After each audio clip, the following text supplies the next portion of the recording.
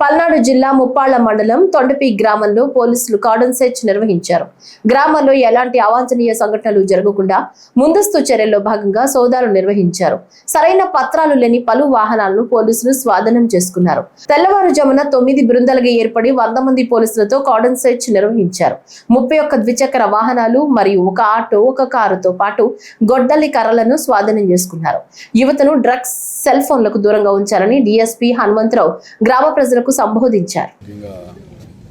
కొన్ని కమ్యూనిటీల్లో ఆ డిస్టర్బెన్స్ ఉంది కాబట్టి మొత్తం అంతా కూడా ఏదైనా డేంజరస్ వెపన్స్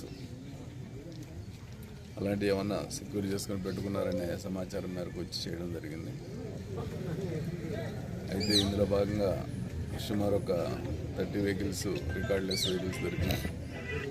వాటిలో దొంగ వెహికల్స్ కూడా ఉన్నాయి, అవి వెరిఫై చేస్తున్నాం. అయితే ఈ యొక్క కార్డన్ సెర్చ్ యొక్క ముఖ్యమైన ఉద్దేశం ఏంటంటే ఎవరు కూడా అసాంఘిక కార్యక్రమాలకి పాల్పడద్దని తెలియజేయడం ఒకటి. రెండోది, గొడవలు చేసుకోవడానికి ఈ డెడ్లీ వెపన్స్, బాంబ్స్ కానీ, ఈ బాటిల్స్ కానీ, స్టోర్స్ కానీ, అలాగే కర్రలు కానీ సెక్యూర్ చేసి పెట్టుకుంటారు. సెక్యూర్ చేసి పెట్టుకొని రెడీగా 2 గ్రూపులుగా కొట్టుకునే పరిస్థితులు ఉన్నాయి. ఈ ఊరు కూడా అందుకు మొదటి వరుసలో ఉంటుంది. మొన్న రీసెంట్గా చూస్తే మాదల్లో కూడా ఇలాగే జరిగింది. మాదల్లో 3వ సారి జరిగింది.